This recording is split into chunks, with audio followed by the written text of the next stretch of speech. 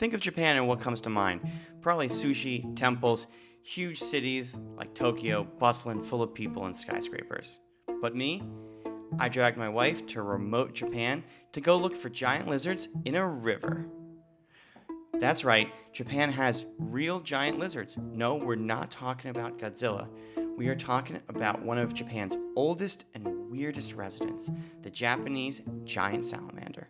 Coming up on this episode of Submerged Stories. This is the Japanese Giant Salamander. It's the second largest amphibian in the world. The only one bigger is its cousin, the Chinese Giant Salamander. Not so creative with names. These things can be up to 5 feet long, they can weigh more than 50 pounds, and some of them can grow to be even 70 years old. As befits any creature that's 20 million years old, it has a large role to play in Japanese culture and folklore. We know that obviously the Japanese took a lot of inspiration from giant lizards, given their iconic Godzilla. But even before that, in earlier feudal times, these lizards inspired a lot of respect and awe. There was a yokai. A yokai is a Japanese demon or mythical creature inspired by these giant salamanders. They've made their way into Japanese artwork. And yes, there is even a giant salamander mascot. Similar to the video that we made on the axolotl, despite being beloved and despite having so much influence in Japanese culture, they are extremely threatened. And I've kind of become a little bit obsessed with them, and I wanted to find one. So naturally, I thought it would make a great romantic getaway. I mean, nothing says I love you like putting on a wetsuit, wading through an icy cold mountain stream in search of a giant slimy lizard, right?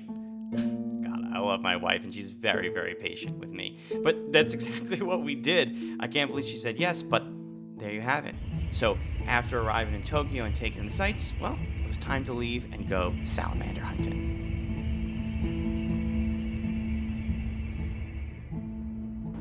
Okay, so we're at the train station in Gifu, Hashima. We just took the bullet train in. We've got a nice little, very small, cozy, one might say, cozy room.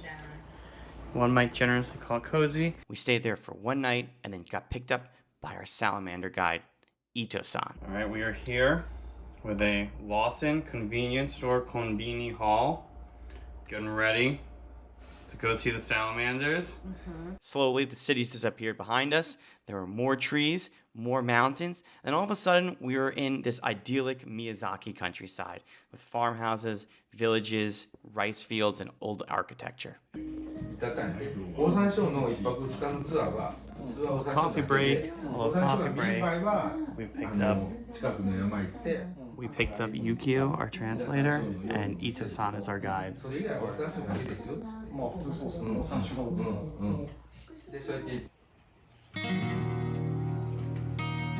After a couple of hours driving north into the mountains, watching the vending machines disappear, the old buildings and forests growing, we were at our spot. Okay, let's go. This is the road we're on. Okay, we're going.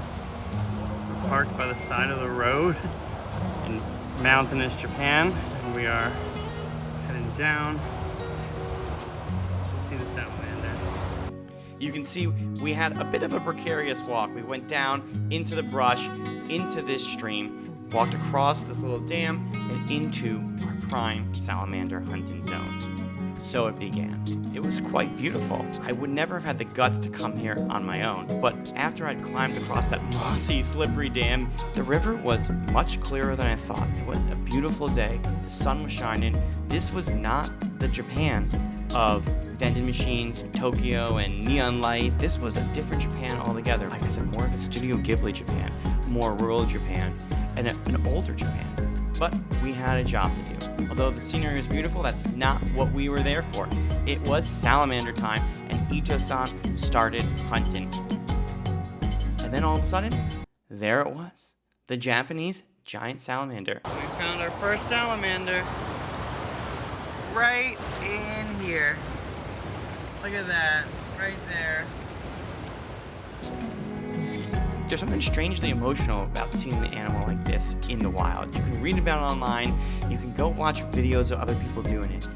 But just seeing them in person, up close, seeing them breathe and walk and look at their toes, it's actually quite cool and a very powerful moment. But we weren't done just yet. Ito-san wasn't content to find us just a single salamander. And the more we looked, the more we found. Salamanders galore. In the grass, wedged under rocks, sides of boulder.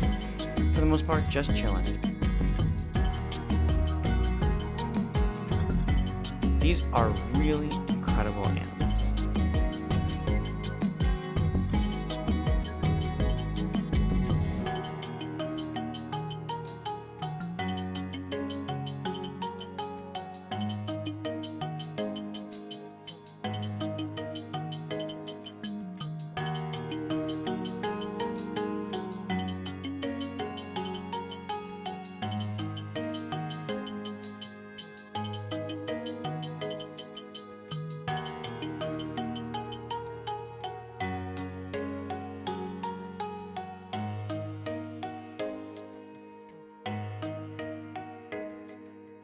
Before we knew it, it was time for lunch.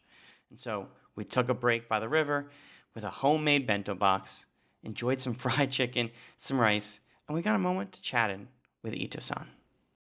So, how long have you been doing salamander tours for? 13年で、僕は一切広告は出してない。みんなその口づけで広がっていく。年間で300人。 Wow. で、外国人が200人で、日本人が100人。で、今まで30カ国。この仕事の前の時に営業で和田の病院が、 What is your favorite thing about the salamanders today? なんていうかな、何気なくね、生き方が素晴らしいね。たくましく生きてる姿が、すごいと思う。この環境でね。で、生態がまだまだわからない点がいっぱいあって、そういうのを解明してるのが楽しい。Why'd you decide salamanders? 誰もやってない。 Why does he think that people like salamanders? わけがわからないから好きだよね。What is your favorite thing about giving these tours? お客さんが喜んでくれる。ゲストの笑顔。What does salamanders teach you about life? どんなに見つけられても頑張って生きる。After a long day of river hopping and salamander spotting, we deserved a good rest for the night. And thankfully, I had booked us a wonderful ryokan. And ryokans are traditional Japanese inns. There's a lot of them and some very touristy ones all over the country.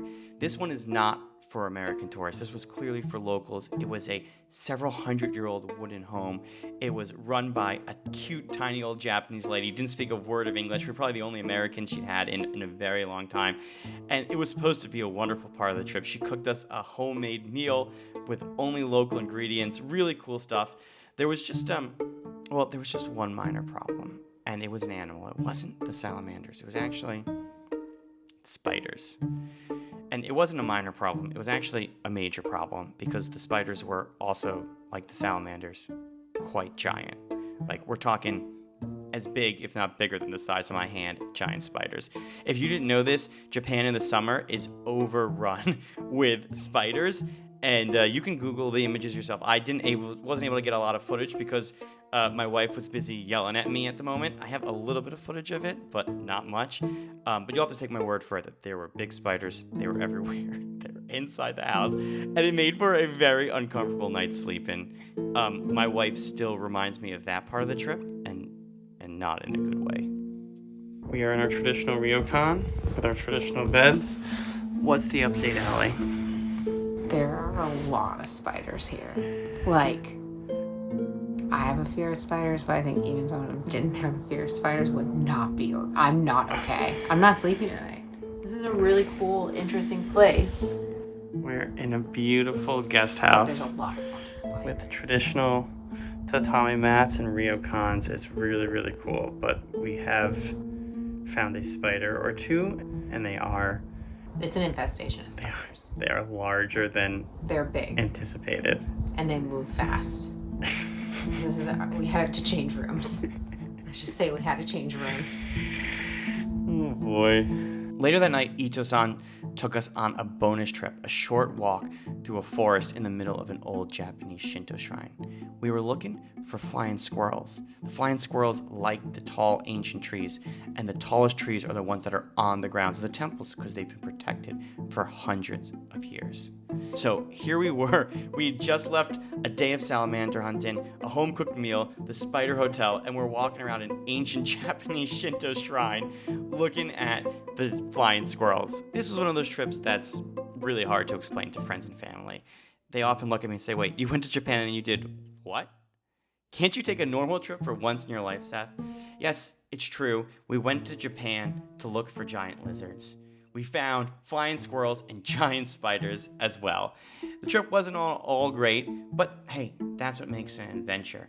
It was a totally different side of Japan that few Americans get to see. And maybe even more importantly, we met the people like Ito-san who really care and love this environment. Thanks for tagging along on this salamander side quest. Yes, I know that this is supposed to be a scuba diving channel, but I thought that this was a pretty fun side quest. Yes, we technically did it on snorkel, which is, the close cousin of a dive. Close enough, and I thought that this was a really interesting adventure, a really unique and different creature.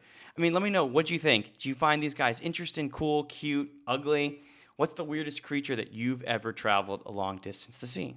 I was inspired by Ito-san's lesson from the giant salamanders. No matter how much you get trampled, you can still survive.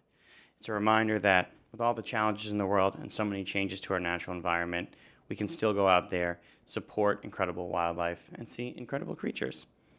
I want to make more videos like this, adventures, dive-in, underwater content, people, and history in the future. If you're interested, subscribe to tag along for the journey.